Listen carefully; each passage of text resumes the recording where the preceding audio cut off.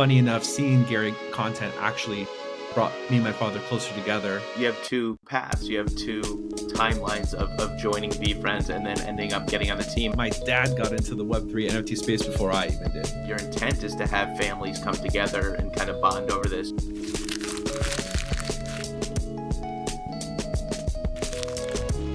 VeeFam, what's up? I am back, Mr. Messer. You can call me Rob. I am back with the head of community for VeeFriends, Mr. Daniel Donayre. Daniel, I am over the moon excited to have you on. But first of all, how are you? Rob, thanks so much for having me. We've been going back and forth trying to plan this for some time. I think dating back to earlier this year. Obviously, as you know, with VCon this past May, so much going on in the planning and preparation that I know we kept going back and forth, and so happy that we were able to get this together before the year ended. I'm doing super well and super happy to be here. Amazing. And, I can't thank you enough. I know I just got finished telling you this, but I can't thank you enough for your time. You're a father of a young family. You are everywhere in VeeFriends. You have your hands on so much, as well as facilitating your own things in that world. And, you guys are doing so much. So I am full of gratitude for your time. And I am very much looking forward to hearing your story. And with that, let's take it back to the beginning. So before VeeFriends, before everything, can you give us a quick 55-second cliff notes on who Daniel is prior to hearing the name Gary V? Absolutely. Gosh, 55 seconds. Here we go. When I think about just early stages of just who I am at Foundation, born and raised in Southern California, I'm full Hispanic. I'm half Mexican, half Peruvian. My parents were bilingual, so kind of grew up with a lot of culture from a very young age. And growing up in Southern California, it really is just a mosh posh of so many diverse different folks in the area, whether going to school, activities and events. And so it was very, very lucky to have a lot of introductions to different cultures, ways of life, arts, culture, music, everything across the gamut here in LA. So extremely grateful for the upbringing that I had. And foundationally, just very fortunate enough to have two amazing parents. My mother, just total caregiver, super loving, super just compassionate person. And I want to put a real big emphasis on my father, just a great human being. And one thing that always stood out to me growing up, anytime I ever got in trouble, Rob, I think there are sort of typical ways that a parent, at least in the 90s, would go about maybe discipline and things of that nature. I had a totally different experience with my father. Anytime I ever did anything wrong or bad, it ended up being a 30-minute to an hour lecture in the bedroom with my father, trying to break down the events of what happened. Why did I do something? Where is that stemming from? The reasoning, and really was introduced to emotional intelligence and emotional IQ at a very, very early age. That I give just so much gratitude to my father for that. It was something that he instilled me for a long time. That's and amazing. I spend so much time on this as really a foundation of who I am. A lot of us sort don't of the journey of how I got to where I am right just now. Just real quick, I wasn't planning on going this way, but now, we were just talking about, being fathers. Do you find yourself pulling at those core memories and deploring them, like as soon as, I know you said you had a 2-year-old, as soon as now? Absolutely. And I think you can probably relate to this as well, is that just the overwhelming gratitude of how hard it must have been for our parents and our loved ones growing up, being mentors, being there, and the immense amount of patience and perspective, all the things that we kind of talk about as a community really come into play, I think, when it comes to parenthood in a really profound way. And yeah, to your point, I definitely think of memories of, gosh, I do remember what it's like when I was 4, 5, 6, and core memories and how I felt when my parents did something, and now seeing the reasons why and trying to, again, instill those same types of values and practices. It's super foundational and at the core of like who I am, for sure. I love that. So, you have one of these amazing stories where that you kind of have two paths, you have two timelines of joining VeeFriends and then ending up getting on the team. And I'd love to merge those. But before we do that, I'd love to, usually I ask people when they first heard the name Gary V, but with that, I'm going to throw you a curveball and kind of 2-in-1. I'd Please. love to know the first time you heard Gary Vee, but I would also love you to tell the audience here who is Danny D, because I know he's a big part of your VeeFriends story and a great segue from where we just came from. I love it. I love it. Yeah. I'll start, I think, with Danny D, because I think it all ties it in together into, again, my upbringing and origin story. Danny D, who most folks here, if they don't know, is my father, who is on Twitter. Could follow him. Just an awesome human who I was just speaking about. Him, again, him and I really grew up close together with this emotional intelligence upbringing. And it kind of led naturally to some of Gary's content. I want to say 2015, 2016, I think, is the first time through my feed, not following, but just through my feed, a couple clips from Gary showing up on my Instagram feed. And when I saw one of Gary's first videos, the first thing that came to mind was, this is awesome. This kind of reinforces a lot of EQ stuff I grew up with in a way that I hadn't seen before. I hadn't had it in conversations with close friends, other folks that I saw maybe speaking or making content in a way that, again, reemphasize a lot of soft skills that weren't seeing the light of day, whether it be in business, marketing, social settings, in a way that reinforced to me the sort of teachings and practice that my father had given me. And so it was a really great way for us to connect as I got older. I think what ends up naturally happening as you get older, and even in your early 20s, you start going through an individualism phase of getting to know who you are, what you into, and you're more sort of on your own journey. And so, funny enough, seeing Gary content actually brought me and my father closer together as I got older, and seeing a lot of his content and seeing a lot of what we talked about growing up in Gary's content. So it was really a full circle, I would say, in 2015, 2016. When I first saw Gary's content, and again, that kind of looping a stronger connection between myself and my father. That's really neat, especially considering just the era we're in now, where there's so much of VeeFriends content being pumped out. A lot Yes, of it, I'm sure, from your guys' perspective, your intent is to have families come together and kind of bond over this. We're seeing that a lot with the cards. We're seeing that a lot with the cartoons. It's just interesting how you guys did that, in a different era. It's on the calendar. It's probably, only 8-9 years ago, but in Gary Vee content land, that's a universe ago. absolutely. So really interesting thought there. So you obviously were in on Gary. Bring us to you wrote an incredible thread on your journey. By the way, like I am I like to think that I have a pulse on what's going on, and I dive deep into people, especially the people that come on this show. And your Twitter feed is the greatest hits of pretty much anything that's ever happened in VeeFriends land. So if you want a good catch up of everything that's happened, follow Behind the Kit and just keep on scrolling. I love it.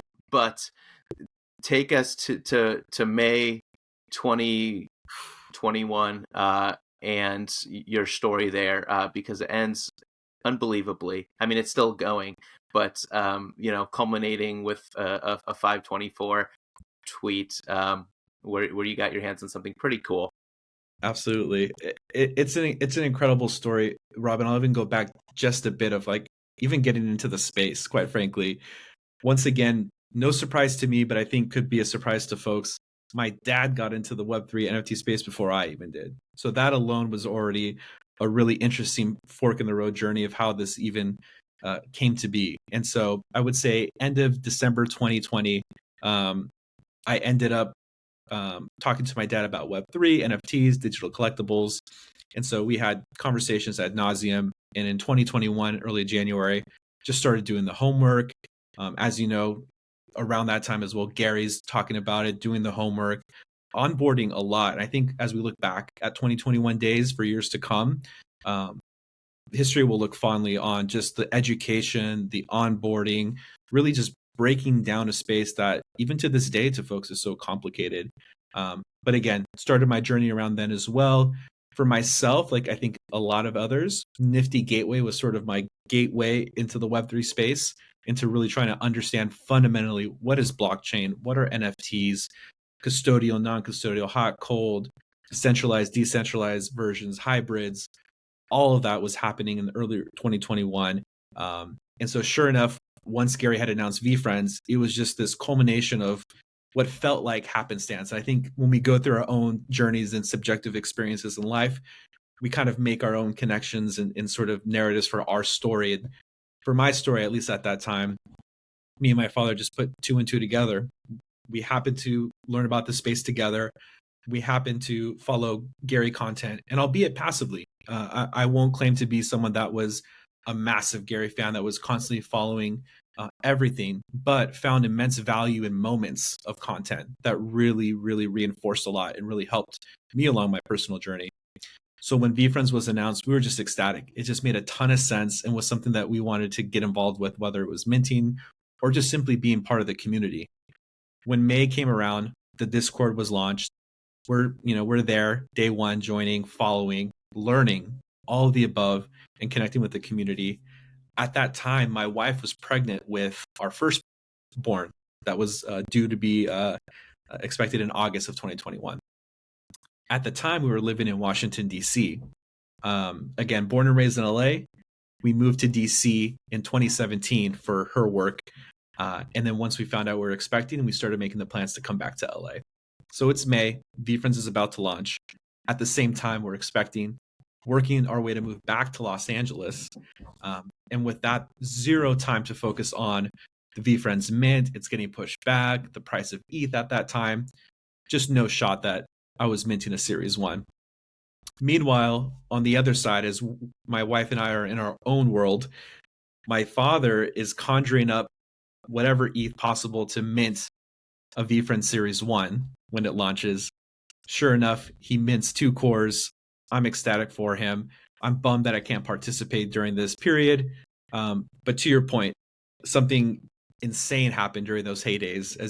I'm sure you can remember, back in May of 2021, there were a lot of giveaways going on for Series 1. And I think it started with Andy and Gary for that first night. And so sure enough, we're in there active. My father is probably 10 times more active than I was in the Discord. And if I recall correctly, there was a comment Gary had made basically saying, hey, nominate someone or tag someone that you think is deserving of a Series 1 go, as I call it. I know the great debate. We don't have to go there, but I call it a Series 1 go. I'm a go guy. I love it. I'm a go guy. And so sure enough, he nominates me. I think nothing of it, to be quite honest. I think it was dinner time over here in LA. So me and my wife are making dinner. We had finally moved to LA, so we're kind of settled. I'm getting back at catching up in the VeeFriends Discord. And I see that Gary's about to do a giveaway. I see the first 2. And at that point, I sort of write it off and like, amazing, happy for the winners. Give them their roses and kudos. I might have had Clubhouse open at the time. Shout out to Sal. I think Sal was running the Clubhouse during that time. I was in there listening, ended up dropping out, had to go take care of business, make some dinner for my wife and I. And then 2 minutes later, my phone starts ringing and it's my dad calling. Immediately already knew what it was. There would be no reason that he would call me within 2 minutes of the Discord giveaways happening. And so I literally looked at my wife before I picked up the phone. And I said, I think I just won a VeeFriends. She's like, no way, like freaking out. And so it just kind of like stunned me for a second of, I think I won it. And so I just picked up the phone, and when all I said was, did I actually win? I just jumped to the gun of like, I truly believe that's why he called me. That's amazing. And so sure enough, it was a rare Gratitude Gorilla. May of 2021, could not believe it. We were to the moon, just excited, and it was insane. I mean, that the energy at that moment, at that time, is, you can recall, was just a magical time. It was, and man, like those, when Gary was giving away something, boy, did that chat run. I know we see it busy whenever he jumps in, but I just remember those early days. Man, it was exciting, and yes, I was in that crew of trying to get in one, and we were in very similar places. Like Yeah. I was like on the cusp being able to get one, and then I was like, all right, I think I could do it by 5/5, and then there was that delay, right? Yes, And I ETH remember. just, and I say this for those of you listening, you probably heard me say this a dozen times, but that week ETH just went, and I was like, oh my goodness. So I had like an emotional roller coaster of like, all right, this is going to happen for me. So I would like tap out for like 36 hours, but nevertheless, it was an amazing time. And just, it's very cool. We It's pulled so a good. rare Gratitude Gorilla card, and just amazing. Now, I know like this is super early. You're obviously tapped in, but there wasn't much on the characters. You know, we knew, I think we knew what the black cat was because the website's up and it's the logo and there's some chatter. Like, do you understand the magnitude of the Gratitude Gorilla at this point? Absolutely. When that happened, again, I really couldn't believe it, and specifically that character. And I think as time went on, to even where we are now, the character has really solidified itself. I think from even just a community perspective of a favorite, of a big time favorite. And at that time, just gratitude alone as a trait, I thought was massive. Obviously, at that time, apes were already a thing, right? As we talk about May, especially June into the summer, and so thinking of apes, gorillas, and again, just it being a rare as That's well. a good point. It was awesome. It was just such a fun experience, super surreal. Even to this day, like talking to you about it, Rob, it still brings up so many warm emotions and just an exciting time and moment. And again, all stemming back to just a bonding moment, an exciting moment, just a thrilling time. I can't imagine. Definitely unforgettable. So it had to be just a surreal experience for you getting that. You're in the club.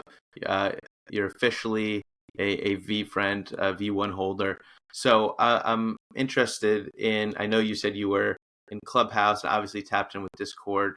What role kind of would you say you played in the community for those few months before you jumped to the other side of the fence to Yeah, be really official with them? absolutely. I mean, I would say, just being there early, pre Discord, as most of us were as we were learning about it, then jumping in right away, was constantly daily in the Discord, learning, monitoring, reaching out, and I think what was really interesting is there's such a story arc, and I'm excited to really dive into it from those early days to being on the team. And a lot of where I came from was just learning. I was such in that learning phase, I think like a lot of us were, of really trying to understand the space at its core. And so I was very much an observant oyster, very much listening, very much taking in a bunch of different content from a lot of folks in the community, whether it's be Clubhouse, Instagram, on Discord. And so, I wasn't the most vocal or, running Twitter spaces, running Clubhouse rooms.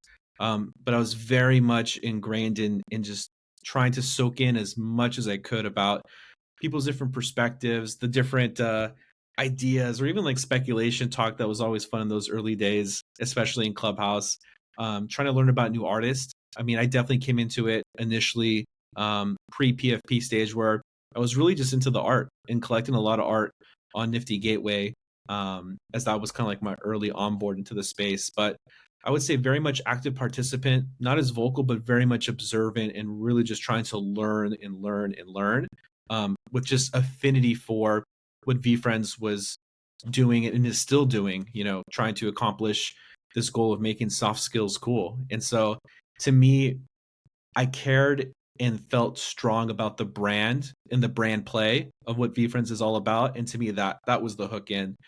Obviously, knowing Gary Vaynerchuk's background in business, that being a big deal, the brand of VeeFriends itself, I feel like, is just such a strong and powerful initiative and brand play long term that's what hooked me in right away for sure. I love that. You've alluded to this a couple times, and I don't think it gets talked about enough. I think I brought it up to Andy when he was Yeah.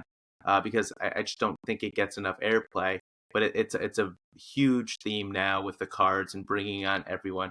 I don't think um, it gets talked about enough how much education was done. Web3 space education was done from VeeFriends, where it was leading up to um, V1 in a more of a like almost felt like, I mean, the team was micro, but like For all sure. hands on deck. Like, what are we gonna do? Like, this is how you get a MetaMask. But really, like the road to your Series 2 NFT, where that was like constant stream, nicely laid out roadmaps of all of your steps. That was a very safe way, from a reputable brand, Yep. reputable team, to onboard a lot of people safely, whether you bought or not, whether you know participated or not. I think because there was a lot of nonsense going on there, all over. Absolutely. We know it was the Wild West. So I just want to call that out for people that maybe were around and didn't realize it, or weren't, or just getting in now. Like, you guys were real trailblazers in that regard. Not only doing it, but doing it right. So hats off to you, Absolutely. I appreciate that. And shout out to the for that. team. Shout out to the team early on, prior to me joining. To your point, those early days building that, was very fortunate and grateful to be part of to your point, Series 2, Road to Series 2 courses and classes. What is an NFT? 101 courses and classes that we ran, for the macro community in the space and Web 2 and Web 3 that wanted to learn. Even book games. I mean, even to this day, I still wonder how in the heck the amount of homework, just internal, leading up to, much less a launch, the internal briefing, development, and creating of, okay, we're going to educate not only this community, other communities in the space, as well as folks that aren't even in the space, on what is an L2 and what is immutable and what is Mm. token, like, which could be daunting and scary for anyone wanting to connect to any new platform, right? And so we knew the importance and our reputation when it came to that, and making sure that we did the homework, that we took the time, that we wrote the blogs, that we did the courses. And so yeah, it's just shout out top to bottom for everyone doing that. Big shout out to the tech team for a lot of the stuff that they've implemented to make things safer and secure for the community. But I'm with you. It's something that I'm very proud of, and I give a lot of 100%. credit to the team for putting So, together. let me read this. On September 28th, 2021, you put out a a great thread. This is the start of it. At 4:55 p.m., I'm looking at, you were an hour early. Uh, Today is my last day in corporate America. I'm extremely grateful and humbled to say that I'm officially leaving my current job to join VeeFriends as their community manager.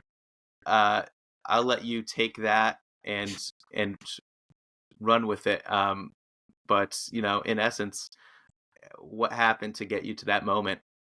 Absolutely. Crazy that tweet even exists, that I even had that opportunity to write that. Crazy story. I mean, when I think about just the workforce and just my own personal story, I was that type of kid that during the summers, during high school, working to get a couple extra bucks so I could go to the movies with friends, buy the pair of shoes that I wanted, that whole scenario. And even instances where, even during school, closer to the winter holidays and spring break, doing jobs like working at a Skechers warehouse, where I would spend my summers just trying to put in the hard work, learn the value of a dollar, customer service, interaction.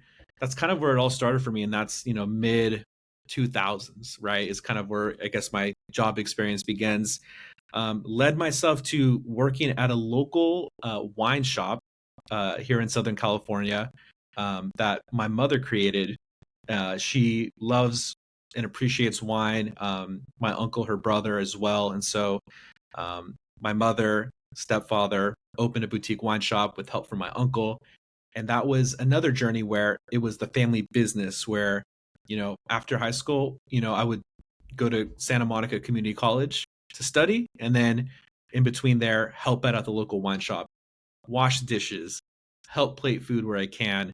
And that was a really great experience for a lot of reasons, really.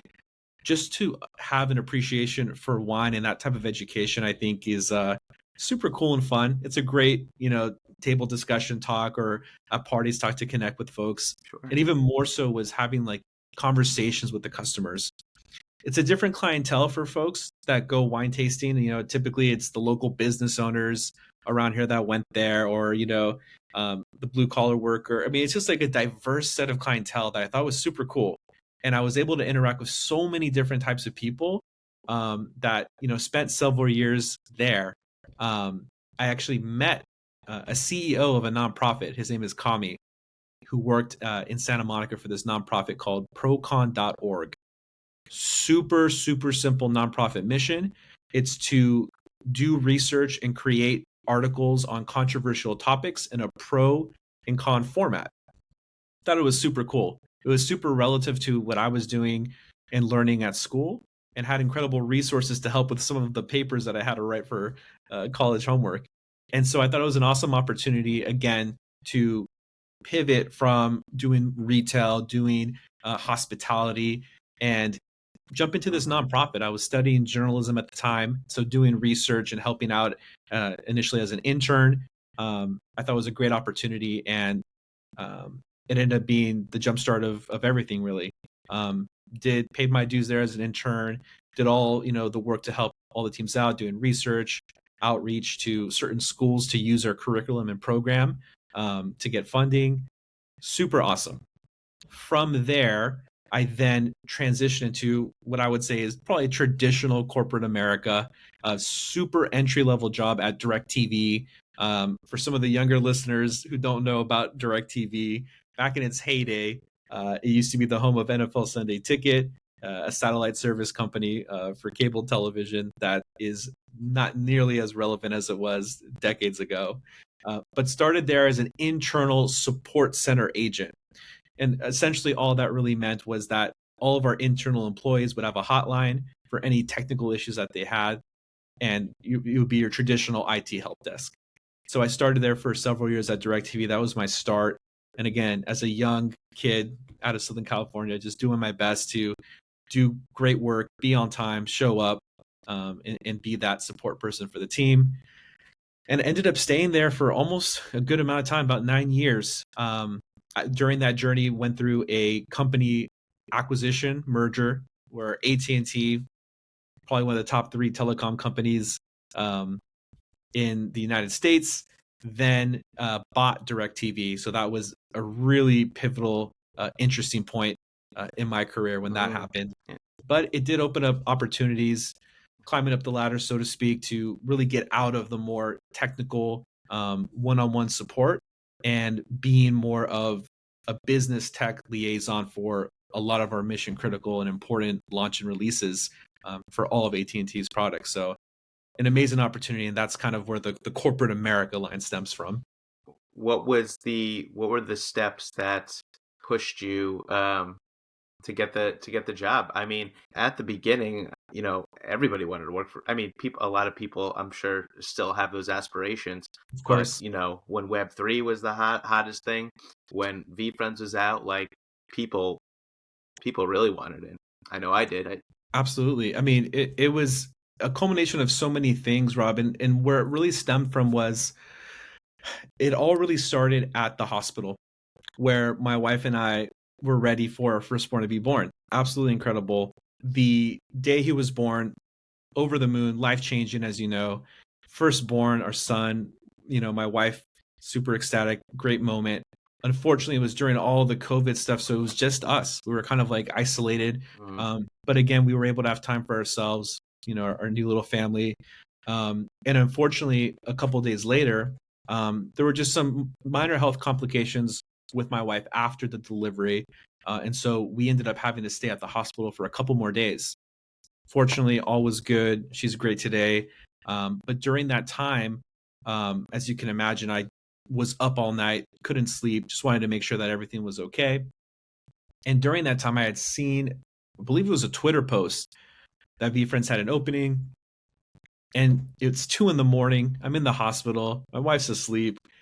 I go ahead and check out the listing. It was for the community manager role.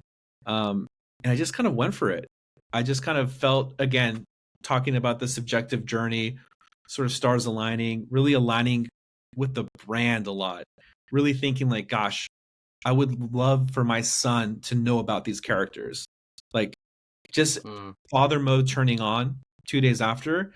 And all I care about are my wife and my son at that moment, and thinking through, man, this brand for so many reasons at the right time is just hitting all these points personally on a personal level, that it would be something new, something that would kind of embark on a space that I think is emerging that has potential for decades to come, and for a brand that I could really align with, um, and really understand, again, from a personal level, that I would be passionate about it. So I went for it, applied the whole nine, but without really thinking anything of it. Really was just kind of shut in the dark. Let me take some time here at 2 a.m. and fill this out. And then at that point, to a certain extent, kind of forgot about it really, because during that time, those first few weeks as a new father, man, it's just, you're just in it. Tunnel Crazy. vision, Yep. diapers, it's the whole nine, right? And so at that point, You I weren't was thinking about job applications. absolutely the only job I was hoping to do right was being a father and doing my best at it, right? And so that was really the focus. And I kid you not, Rob, I want to say it was like maybe 2 weeks later, I get a text on my phone, and shout out to her. I get a text from May New, direct, no HR, no talent acquisition, just a text from May New saying, hey Daniel, saw your application entry, would really like to get together and chat. Are you available this week? If so, what time? And so when that happened, two things like hit my mind. One was like just shock and surprise, like, wow, this is an interesting way of interacting with it. But I also thought it was refreshing. It was very authentic, very real. And the second token was, is this a scam though? Like I don't know this number. I don't know if this is actually legitimate. But I played along. We set time from there. Had the formal interviews from there with May, others on the team, ultimately Andy. And so for several weeks through that interview process, I want to say it was like 3, maybe 4. Was then contacted by May and Andy that they indeed were offering me the position. And it was exciting, but at the same token, Rob, I did not expect to even get to that point, to be quite honest. And there was a serious moment when I was offered that position where I did not know which way I was going to go. I did not know if I would even accept it. And not because I didn't think it was a great opportunity, not because I didn't know of the potential. All of that was known. The other side of the token was, just had a son, just moved back to LA, been at this company almost 10 years, right? Lot of leaving on the table from that perspective, and a lot of opportunity, quite frankly, coming from that perspective as well, for almost 10 years. And it was that choice of, do I make that jump knowing I leave something that I feel very, and I don't love this word, comfortable and secure with a lot of opportunity, or do I make this jump? Do I go for it?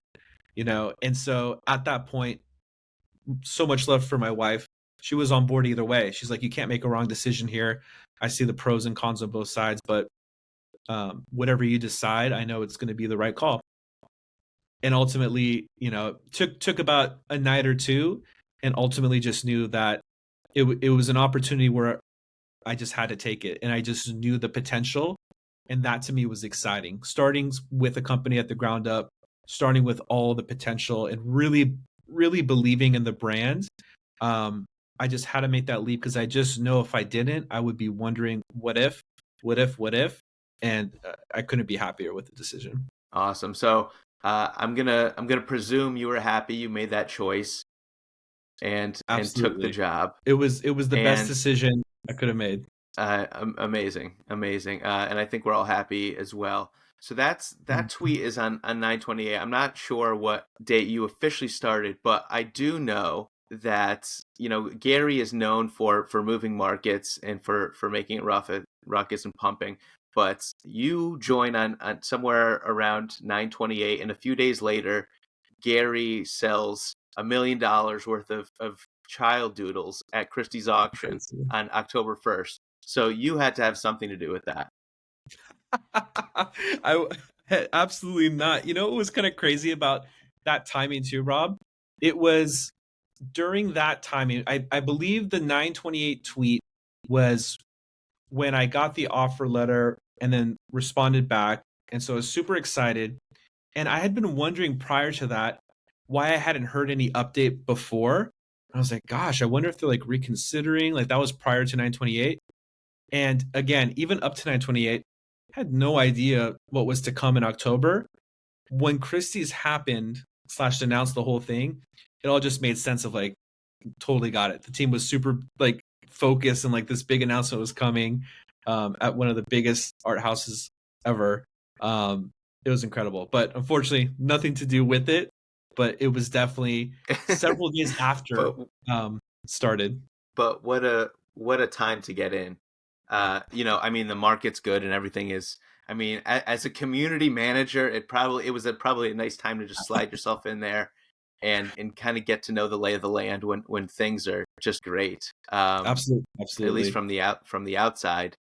So I mean, and to that point, 21, 22, so much has happened. I'd like to just play a little bit of, I call it Remember When. So I'll Yes, throw out a moment in time, and if you don't mind, just kind of share your 2 cents. Maybe the first time you heard that initiative, or maybe a funny moment or interesting story from that.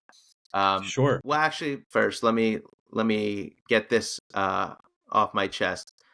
Please, Obviously, you're in corporate world, very different than Vayner world, for for sure. many reasons, and there'll be many books written on that as the decades go on. But I'm curious, in your early days, what was the first moment that maybe it was Gary, maybe it was someone else, where you just kind of looked at a situation or had a new learning that was totally different than what you were accustomed to out in corporate America?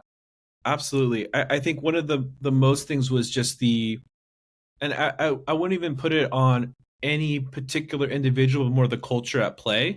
And I think it probably gets talked about a lot um, from a lot of folks on the team. Top down in the early days when we're talking about 10, 15, however many employees, just phenomenal culture. The sort of teamwork, empowerment to do your role and execute, I thought was just refreshing. I think from when we're talking about old traditional Fortune 500 companies, ton of red tape, ton of bureaucracy, and that creates a lot of slowness. That again, kind of tie into a Garyism, the sort of micro speed, macro patience, completely at play, and having an Mm, environment and atmosphere that really fosters that and encourages that. And something that I say I would probably have brought over from a mentality perspective that was able to really 10x and be sort of again empowered and fostered is the concept of fail fast, just fail and fail fast, and not being afraid of that internally, mm, not trying. I think in sort of a sports term, the term that's used is playing to not lose and being defensive, be completely offensive. Don't fear failure. Don't be afraid to try something, especially if you're surrounding yourself with educated sort of information, reasoning to be able to apply towards execution. And in those early days, because it was a smaller team, the culture was just, and still is to this point, phenomenal, empowers and fosters us to really do our roles, as best as we can. And so just having that type of environment right away, I think speaks a lot of volumes to, Gary, Andy, May, folks that have been there, done that, and just the entire team, making you really feel, having that sort of runway to sort of be who you are. You're in here for a reason. We brought you in for a reason. So apply those systems that apply those processes. Don't be afraid to fail, mm. and just work as a team. And so that still is the case to this day, but definitely something that I found refreshing that you don't typically see, at least in my opinion, in more traditional sort of corporate setups. That makes sense, and it works. It's refreshing, and it's tried and true, because I hear that from everyone. All Absolutely. right, let's do a little remember when. So I'm gonna give a moment in time, and just, if you were a part of it, if you remember, packaging it up for the community, wherever you want to Yeah. go with it. So let's go to one of the big collabs of that era, roughly 12, 17, 22, the Uno announcement. Sorry, 21, the Uno collab announcement. Massive. Oh my goodness, massive. A couple things come to mind. Prior to the announcement day. First joining on, the first meeting was sort of like a look ahead as we went to end of year, and the first or second slide was VeeFriends Uno, and the minute I saw that was just floored, because at that point, from sort of brand recognition, collaboration perspective, that was massive. Seeing that and knowing that that was coming, big Sure. play. Mattel, I mean, just a long-term brand that's associated with so much, so many powerful IPs. And so to have the VeeFriends logo side by side, and knowing that a game that, growing up playing even to this day with family and friends, and knowing that VeeFriends would have their own version of it. Shout out to the sharing squirrel in the gameplay. That was fantastic. So number one, just first learning about it in the first team meeting was absolutely floored. And then just excitement. I think even to this day, it doesn't change and it doesn't waver 2 years later. I still, and as a token holder, I still have my foot on the community side of just the excitement, like the genuine excitement of like, I cannot wait for Rob. I cannot wait for whomever in the community to be able to see this come to life, whether it's have an opportunity to get one or play one with a fellow community member, family, friend. Like, I just thought it was amazing. So fond memories of first learning about it in the first meeting, and then just excited to quote unquote announce it. I love that, and it is great. We have the holidays coming up. We're in the holiday season, and that's all of these arbitraging opportunities for the V1 zero Series 1 zero cool compete and collect. I feel like Uno, it was that first big Mattel. That was a 100%. tier 1 showstopper at the time. But I think Uno's just going to be there, just with the families, just one of those low key under the radar moments, and IP collabs just for decades. So very cool. January 10th, 2022, the book games drop. Obviously, this is a whole era. We could do 9 hours just on book games and Literally. that, but it dropped. Everything's bananas. So many transactions. Talk to us about that day for you. Nervous. Absolutely floored, nervous. I was very much embedded in terms of the gameplay rules copy, and really just trying to make sure, like, how do you make layer 2, like, how do you make this palpable to our entire community, top down? You have folks that probably already know about layer 2, and I know leading up, Gary had sort of hinted at educating in L2, but really just nervous in terms of, will it land, in terms of just the comprehension of it all. It's so much, and it's not to discount, our community on grasping it. It really just is a totally different universe that we weren't playing within prior. And so this was really just a totally new venture. We knew that we had to educate. We knew that we had to consistently educate and engage in terms of that. But I would say months and months of just prep and education, and just being nervous. Like, is it going to land? Is it going to make sense? Is this too much, too fast? Or are we able to execute this and really break it down? Very fortunate, with a lot of help from the folks at Immutable. Shout out to Token Trove and their team for creating a platform that, for all intents and purposes for L2, intuitive, no gas fees, all that stuff. I mean, at the time, I think no transaction fees either. So it at least presented something that I think was very attractive to our community in terms of being able to educate into a new L2, and being able to have a platform that was at least user friendly, we thought, and just being nervous. And so ultimately it all worked out, but I won't forget, I think we launched it at 5 a.m. Pacific time. So I was probably up at 3 a.m., a nervous wreck, making sure everything was good to go, but just exciting too. It was an exciting time, exciting moment. Oh, I will never forget. I can visualize that night, just sitting at my computer looking at all the transactions, and I didn't have a lot of skin in the game at all. But that night, it was so fun. That night, and then when V2 was revealed. I'll never forget those 2 nights. Just kind of being in the community and just having a pulse on what's going on was just so fun. With that Absolutely. said, 3/7/22, the We Are Evolving Day, the classic video of Rare Robot spinning around and evolving. What were your first thoughts when you saw those iterations of the new characters? So excited. I mean, that was a real big milestone moment. And I'm glad you're bringing it up because I don't think it gets talked about too often now that we've kind of, I think, accepted the Series 2 look as just native to VeeFriends at this point, which obviously is the goal as we're Mm, scaling out these characters and to media and content animation, etc. But when that happened, the emotions I really can't put into words of, again, the excitement of seeing it come to life. A lot of the convo, as many in our community may know, of like folks that don't know too much about VeeFriends, that in their early days kind of mocking the doodles and like, what is this? And like, what's going on? But we all know the context and we all know the history. There's a reason Gary authentically wanted to draw all these characters, taking the time. We're seeing a lot of content now, I think, if you're following the Instagram, on sort of the origin stories of the characters. And so to sort of see these doodles come to life in their evolved form, I thought was just a massive moment, not only for the brand, but I think for the community who at that point, I mean, give or take less than a year of seeing that quick evolution of doodle into this new evolved art form, I thought was just massive. And so just excited for everyone's imaginations of, I remember the early days of wondering like what would and what will this series one character look like in its next form and next stage.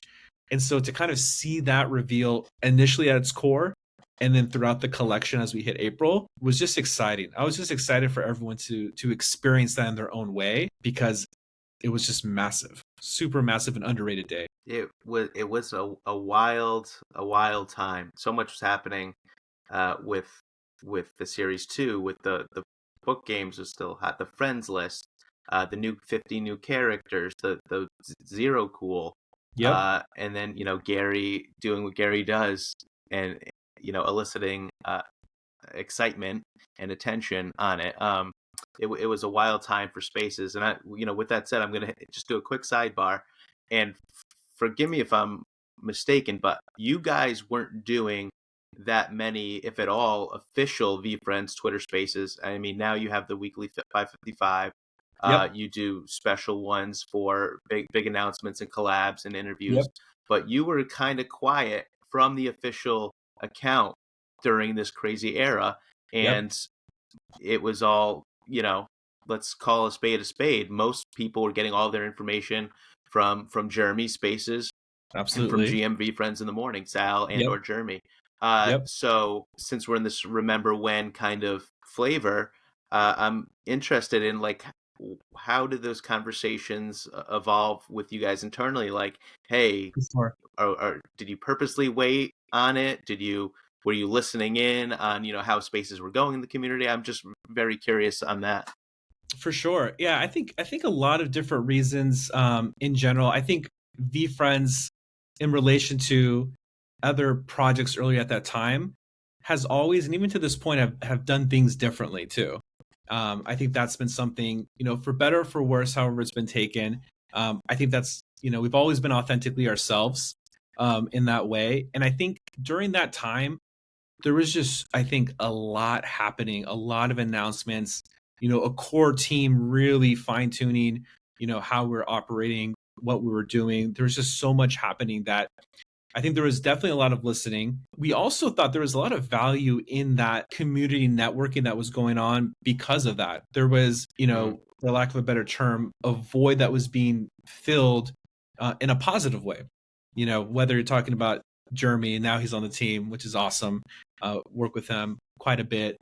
Sal, like everyone kind of having, even the spec clubhouses hopping into there. Like there was definitely a vibe that I think was created because of that as well. Not to say it wouldn't happen otherwise. It was also kind of fun to be able to have that community led spaces as well. Something organic about it, something authentic about it. At the same token, I think at that point too, again, a lot being focused internal, wanting to make sure that these launches were proper, the strategy behind it, very, very early days. And to your point, as we're kind of talking about these dates from Series 1 launch to the year anniversary, we have Spooky V's, we have book games, we have Series 2, and then everything kind of peppered in between with the occasional spaces here and there. But to your point, nothing like solidified. But to your point, definitely something that personally advocated for, especially even Andy was a big advocate after the first VCon of, we really need to start looking into, once we have some more time, get our head out of all these big launches in VCon, in May, discussing creating a sort of weekly format. At the time, the roundup, as we all know it, every Friday is more of a written form, if you will, that we felt at the very least we're able to provide sort of a weekly recap that has a listen option as well for folks that are on the go. And we felt that that was really, really helpful. That at that time, we didn't see too many communities do that just quite yet. Now we have a bunch more newsletters that we see from the greater Web3 space and different projects, but the weekly roundup is something that we started early. And then the 5-5 spaces, as you know, ended up becoming the weekly recap that we do to get the community together, talk about highlights, and really try to put a little more emphasis on big announcements and being able to connect, at that personal level with bringing the community up on stage. And so it was definitely a culmination of a lot happening and a lot to execute within internal in the team. Also very much enjoying the community love spaces that then in turn to, okay, I think it's time. And it was just, I think, a matter of when, not if. Got it. And that makes a ton of sense. I don't mean to be redundant. We could go for hours into any one of these little rabbit holes. I mean, we have VCon, we have the birth of eruptions, we have collabs, we have gift goats, we have everything under the sun. But I want to niche communities and kind of sub micro communities is something that's become more prevalent and kind of out in the open. It's very interesting to me under this umbrella of VeeFriends, and I wanted to just jam with you on the Hawks. So have you been the guy, the moderator from session 1? From session 1, and my gosh, I'm just getting over being sick. I missed my first Hangout Hawk session last week, Hangout Hawk 12. It was painful to miss it, but yeah, I was at the very first one.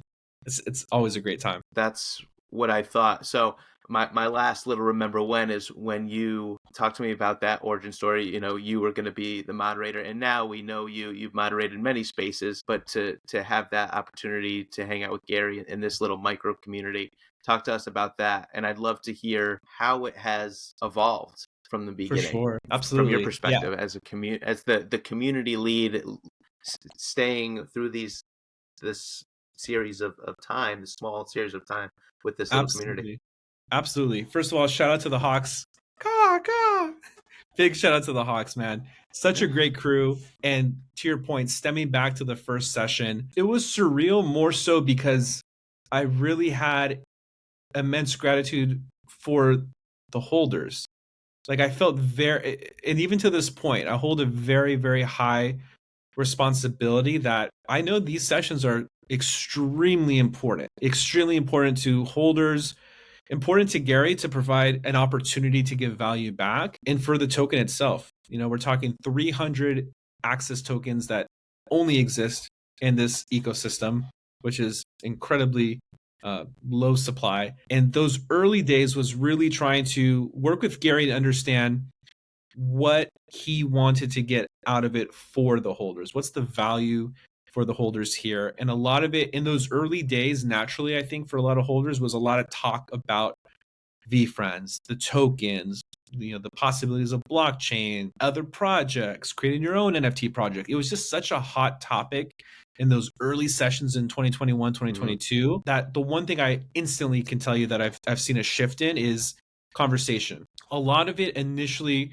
and naturally with Gary and myself and internal, wanting these sessions to be more business focused, oriented, marketing, etc. Because shout out to the Hawks, there are a lot of small business owners, entrepreneurs, social media, content creators, podcasters. It's just a realm of so many talented individuals. And so from Gary's perspective is how do I provide the most value in this hour call of up to 125 tokens. And it's a tall task. Unfortunately, there's 15 total sessions with the 12th just finishing. And so there's a lot of being able to keep track of who's spoken, who hasn't, from previous sessions, and having a running on list on that, trying to utilize Discord and leverage creating Q&A threads in the Discord to be able to have those prepped in the top of the hour for Gary to basically have a rapid fire of, here are 5 Discord questions that were the most upvoted or popular. That was something that was newly integrated that I think was a plus. And again, the conversations have changed more into business, which I think has been really awesome, into the core of the Hangout Hawk token. And the last thing I'll say is for session 11, something really incredible spurred up as an opportunity. Shout out to Laptop Laura, Hangout Hawk holder, had reached out and basically said, hey, me and a handful of Hangout Hawk holders are going to be in New York for Gary's birthday at Chuck E. Cheese. And the day before was a Hangout Hawk session. Any chance we can show up and sign in into Vayner and have a conference room? Like, Gary doesn't even need to be there. We just kind of want to be around osmosis, the environment. Is that a possibility? Off the top, it's definitely not part of the sort of token contract commitment or part of the token. I mean, you know how it is over here. Like, we are advocates for the community holders, and I definitely threw in that ask to try to make it happen. I definitely, asked several times, and we were able to get the green light. And Laura was incredible to work with in terms of organizing it, verification of Hangout Hawk holders, and it was the perfect amount of people to fill the conference room up. And sure enough, Gary was like, I got to be in the room. Like, he's like, I don't even know if I'm in the office during that time, but I'm going to just make sure that I'm there for it. And I want to do the call in the room with the Hawks. So it's gone through such an evolution in so many different ways that, it's been awesome to see. That was super cool content. And it was his birthday, so it was just a little extra special. Yeah.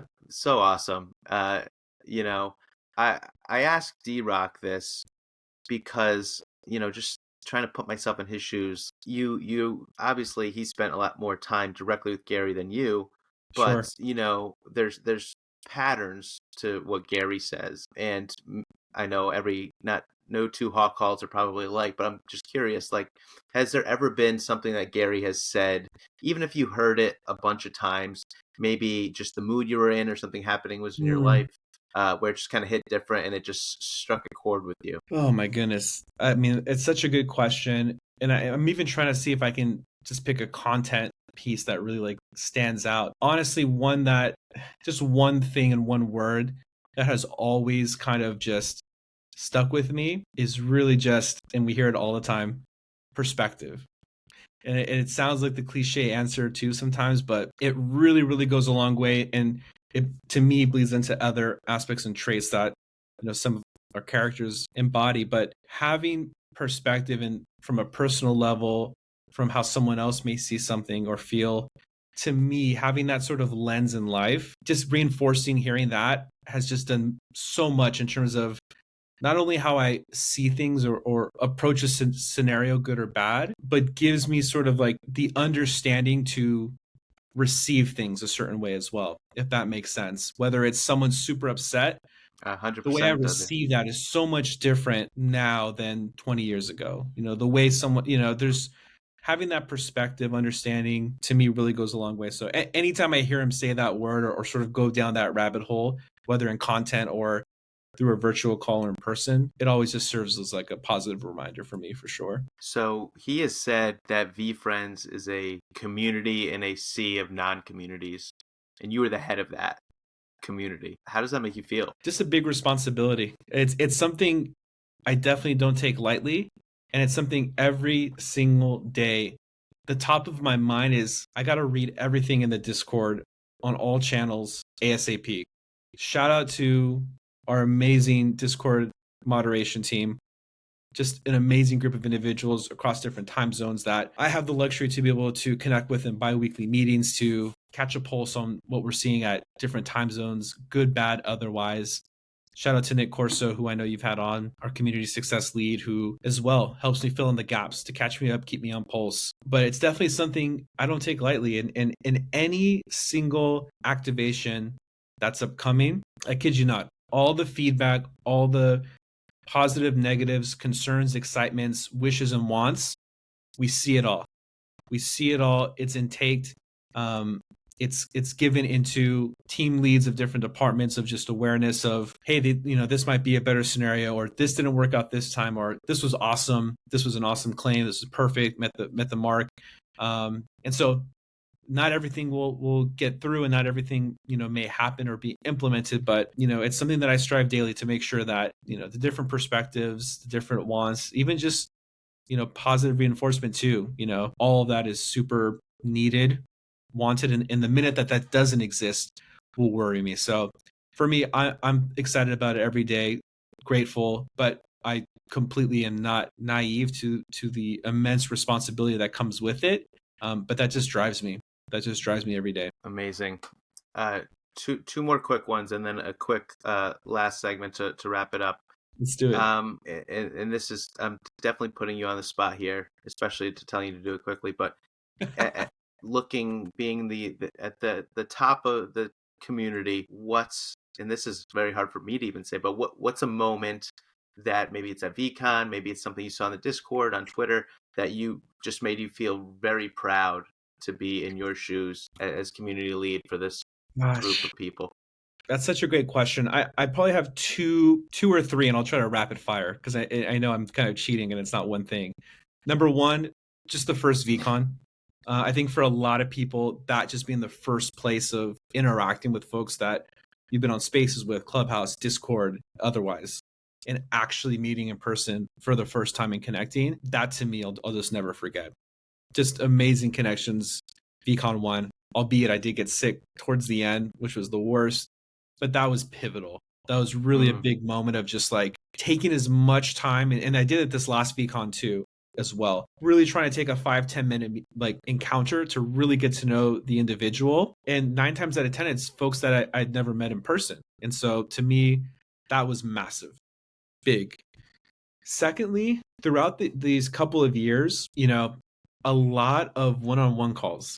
It's something I don't publicly speak about or say, and to me, it's just more of like a personal interaction. But throughout the years, I've done just so many kind of one-off one-on-ones that intentionally, like, I want to keep doing more, and that's kind of a 2024 goal. Is like, how can I implement more of that along with just the normal day-to-day? Just a lot of one-on-one community talks of like, hey, so even like for random acquaintance to had a really bad experience with this drop, to, hey, I'm not the biggest fan of this eruption, to, thanks so much for this, yada yada. I try to take that extra mile of setting up a video call, and to me it goes beyond a phone call, just having the face to face. That to me has been super impactful, of having one-on-one calls with community members to really just dive in deep.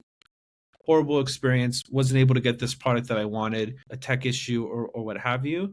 Not only just taking care of that and just making sure that as a valued community member you're set and we can take care of you, but on the other hand, another 10 minutes of like who you are, love the shirt, I didn't know you were a Yankee. Like there's just like that type of connection at the one-on-one level to me is just so powerful, and it kind of goes back to sort of Gary's mentality of scaling the unscalable. That was massive. And then I think the last thing I'll say that to me was really unexpected and powerful, late 2022, gift code holders for their gift number 8 experience had a additional event in Atlanta with Gary and Shaquille O'Neal. And as we're going through kind of like the RSVPs, I think we netted out at probably like over 150 or 200, somewhere in that range. But as we were kind of leading up to that, I just had this insane idea and desire of wanting to like pick up the phone and call every single gift goat to let them know and remind them that there's this event coming up in Atlanta. Just wanted to make sure that you knew about it. If you can attend, you can RSVP right now. If you can't, no worries, just let us know. Through that experience, had several calls with gift code holders that I had never even spoken to, but was able to have 10-15 minute conversations about how they were doing, how they felt about the brand, talking about their business, recommended, like having those kind of one-on-one talks. I thought was really impactful. So kind of across the gamut, VCon just being an amazing way, and then virtually. That's amazing, and that action for any one of those calls just sets out so many positive ripples that you probably won't see. So It's kind of. very cool. I'm looking at the time. If it's okay, can we do 3 minutes for We're our to- last segment? we're totally good. We got time. We're so good. Amazing. So grateful, so grateful for you. Likewise. So this again, like we have to find a time for round two. We haven't even touched VCon. We haven't touched so many things. So there's my plug for round two. But anyway, Let's do it. We'll this do it. last segment I call micro macro spitfire. Okay. Spitfire. So you can answer as general and quickly as you'd like, or if you want to go down a quick explanation of why, that's fine. And of Okay. course, this is whenever we have the team on. This is not we call it NVFA, not VeeFriends advice. This is you, Daniel, the person. Thank you. All right. So shout out to the PR team. Here we go. So if somebody's just getting to VeeFriends right now, who do they need to follow? Oh my gosh. They need to follow at VeeFriends, at VeeFriends Card, at Gary Vaynerchuk. Oh my gosh. I mean, that's like my company plug right there to make sure you're The following usual all those suspects. families. The usual suspects. Favorite teacher you had growing up and one reason why? Oh wow. That's a great one. Goodness. I think I'll go high school. I had a teacher, his name was Mr. Bostwick.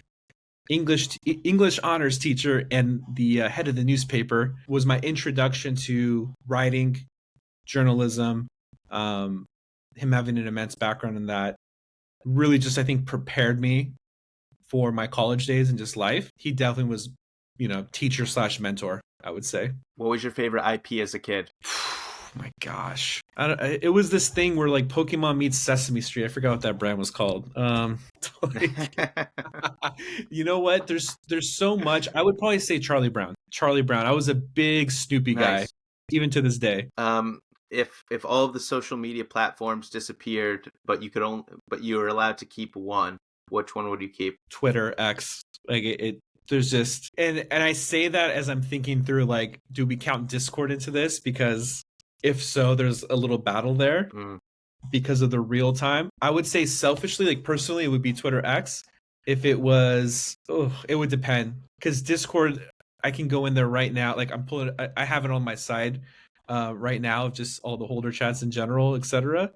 That's where there's so much heartbeat in there in terms of like what's happening. There's the cards community and IRL collectibles channel. I see you there daily. It would be tough, man. If we count Discord as it would be tough. But I'm gonna go Twitter X just because spaces, news. You can still have groups in there too, and communities. That's a good one. The most underrated, funniest person on the VeeFriends team, who's underrated funny. Underrated funny. That is a really good one. Oh my goodness. Okay, I'm gonna say Sinan. Sinan, who's on our team, I would say is completely underratedly funny. He this is kind of like an internal story, but I want to say I think it was Andy's birthday last year. We did, and Sinan, don't kill me for this, but we did internal happy birthday videos, and Sinan did the best video where he did an impression of Andy, and it was the funniest thing in the world. I think Sinan is one of the hardest working folks on our team, one of the smartest people I know, and underratedly funny. I love that. Shout out. Friends, Seinfeld, or The Office? Oh my gosh. I feel like half of the community is going to disown me after I make this statement, but I have maybe seen like 1, 2, or 3 Office episodes just by like flipping on NBC. And so I'm totally not an Office guy and I feel horrible about it. And maybe like during the winter, I'll commit to starting it from the beginning to end. Friends and Seinfeld's tough, but during COVID, I was a late bloomer to Seinfeld. My wife and I binged it through COVID, like in a matter of like a month or two, and it's absolutely amazing. Seinfeld, hands down. Got it. I mean, you can't go wrong with any of those. Your favorite song to play drums to? I hear. Wow, Rob, you did your homework. That's awesome. It's something, you know what? Shout out to you for that. Something I didn't touch on through the whole origin story. Played drums through middle school, was in a band, we toured early 20s, South by Southwest, West Side tour, the whole shebang, recording. We had music in Chipotle. It was like, to us, the biggest deal in the world. having music there. I no longer drum religiously like I used to. But to your point, what song would I? Oh my goodness, gosh, this is a really, really good one. Early on, and rest in peace, very big Foo Fighters fan, and Taylor Hawkins I thought was like, even to this day, one of the best drummers, like in sort of like modern rock time. And we can have a convo on drums for several hours, but I would probably say any Foo Fighters song. I always remember like loving to cover it because I thought he just was so awesome. I love it. I mean, they're fantastic. Well, on that note, what favorite concert you've ever been to? Oh my gosh, this is a tough one. I mean, Foo Fighters were great. Gosh, those early days I was really into like rock and indie rock during those early 2000 scenes, like Foo Fighters, Strokes, Incubus, like kind of across the gamut of rock. Fortunate to see all of them. Man, this is super tough. I want to say Incubus. Putting you through the ringer tonight. You're putting me through the ringer. This is a good one though. I like it. I want to say Incubus just because I'm just a big fan of their work. Oh my goodness. I'll say Incubus. Like, I feel like I'm missing a couple others. Like, again, that whole era, System of a Down, Perfect Circle, Tool. Like, I can go down that whole rabbit hole, right? So much fun. That's my high school, like, wrestling mix. Yeah, absolutely. Amazing. All right. Last few here. So we have wine, beer, or coffee? Oh, wine. Absolutely. Paper Hands Pony or the koala? Ooh. I'm going to respectfully pass because of them being special characters and I don't want to move a needle. Understood. We are heading into 2024, an election year. What VeeFriend needs to be voted into the White House right now? Oh my goodness. That's such a good question. My first gut went Balance Beetle, just right off the top of like, we just need balance, everyone, equilibrium, not to get too holistic, but Balance Beetle was the first one that came to mind. We know VCon 2024 is going to be in LA. VCon 2025 will be where? Be in, yeah. I think we just announced it tomorrow. VCon 2025, I say this with literally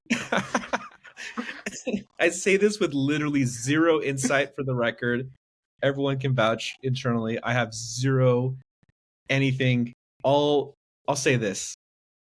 Being from Southern California, I cannot wait for August 9th in LA. Like, I think it's going to be absolutely amazing. I'll say VCon 2025 will be probably Rainbow Planet. Love it. I've always wanted to visit. You're crushing this. I appreciate you. You are a pro. Last two. Would you rather have a 2-hour group dinner experience with Gary or a 20-minute one-on-one? Ooh, I would do the group, and for this reason only. It would be less about me and more about them. I would want the group to take advantage and enjoy it and get the most out of it.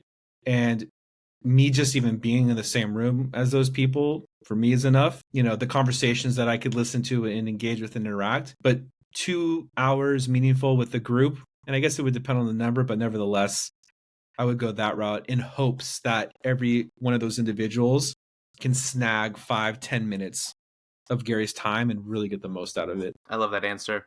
And lastly, I'm going to change this one up for you a little bit. Okay. Especially now, we're in this moment where there's a lot of buzz around the space at large again.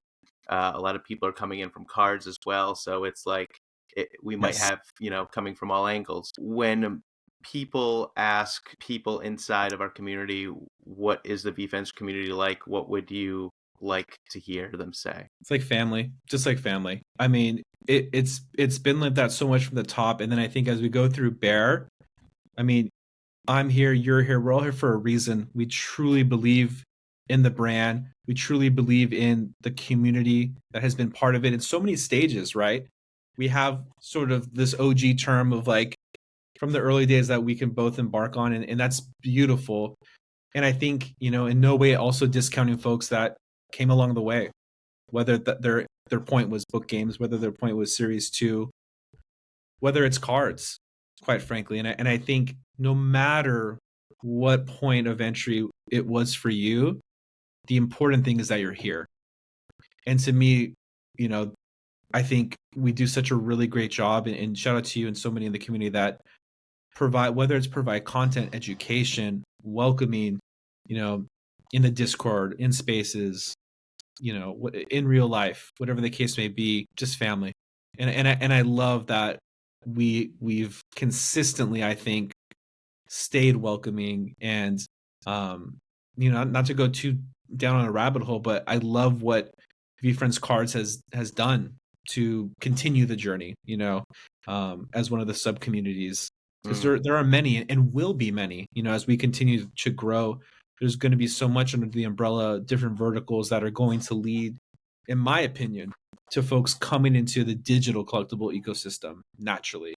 It's why we've seen so many examples of folks being character maxis and having affinities for particular characters, whether it's because I grew up with a nickname that included an animal name and I like this trait, or because I fell in love with this card that I found at the National for the first time, and now I'm willing to pay a little bit more to get that character in that same pose because I resonate with it because it was my first card. And then just for like the grail collectors that are starting to learn, like, cool, I have this card, but wait, there's more layers to where this derived from, you know, the history of it all. And so, you know, at the end of the day, we're going to have so many people in our community as we continue to grow and grow, and folks like yourself and others, you know, are incredibly important and extremely valuable to everything that we're doing, because that's all part of the journey, all part of the story of welcoming new folks into the brand, whether it's collecting or whether it's straight up just consuming content and resonating with the stories as we look long term, you know, in terms of how as a company we're going to embed these characters and their traits into different forms of content and mediums that is yet to come. And so I think with all of that, there's going to be just so many opportunities to continue to grow. And I'll just kind of go back to the short answer is family. Amazing. You know, Daniel, can't thank you enough, you know, for being here, for your time, everything that you do for the community. But you know, just extending that hand over this imaginary blurred line of community versus official team.